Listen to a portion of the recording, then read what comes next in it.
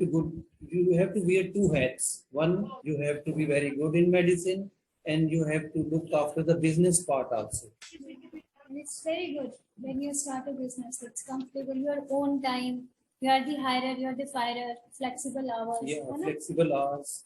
You can have your own schedule. You can find time for your own family also, because generally speaking, we have two shifts, morning and evening.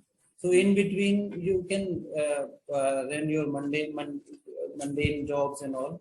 And in between also, if you have your own vehicle or something, you can say visit some pet owners in between who cannot your clinic, like old parents or some people who are working. So that helps a lot. So, and the best thing in this is you are your own boss.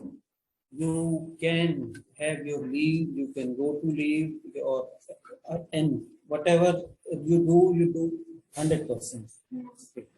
Also, sometimes we want to do the veterinary clinic because we are waiting for a government job, right? Yeah.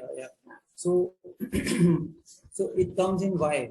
Are you waiting for a government job to come, and it's like a stopgap arrangement for you to start a clinic, or there is a peer pressure, pressure from your parents, your friends, or something like that, that now that you have completed your graduation, you have to have some job, or there are maybe your friends, they are getting jobs and you think you are left behind.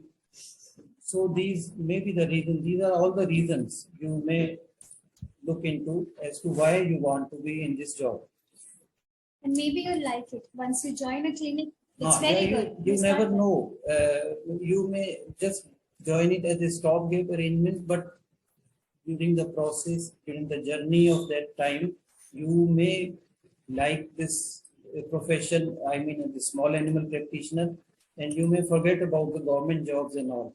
And sometimes people do the government job and they keep working in the clinic. That's wrong. Yeah. And never think of doing government job and then you tell yourself that, okay, a government job, I can go to any time, and in between I will do my small animal practice. That will never help. Yeah. Even I started, Doc. You remember how much pressure you had? Even your parents would have forced you. Do you have any such memory? Yeah. When I started, I graduated almost 40 years back, and in between, in animal practice, I am there for the last 25 odd years. And before that, I had 7 jobs in between. Two are overseas appointments and this thing, what we call overseas assignments, and 5 were in India.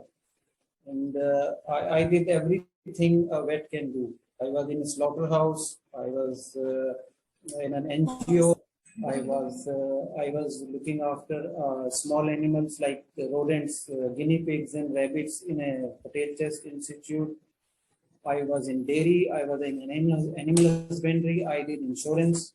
So the bottom line is, there was always a burning desire for me to have my own practice. So if you have that fire in you, nobody can stop you. What you say? Yeah, that's true. So even my dad forced me. He was like, you have to join the government job. We'll get you a Palwal destination and then you can go to the dairy thing. Yeah, so of course that's not right. Even where you are posted as a government employee, they need you.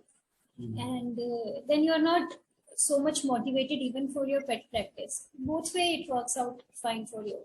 So, and Doc, what it takes to build up a practice? See, you have to research. You have to do your research first. You can't suddenly plunge into this. So my suggestion and our suggestion would be to become a veterinarian, a good medicine, learn some good medicine, work with some vet,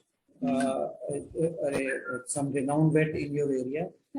It may take you 2-3 years. Learn the tricks, the techniques, the methods, the procedures. Because when we come out of the college, I don't know now what's the status. When we come out of college, we didn't even know how to do intravenous injections. Forget about endotracheal tubes,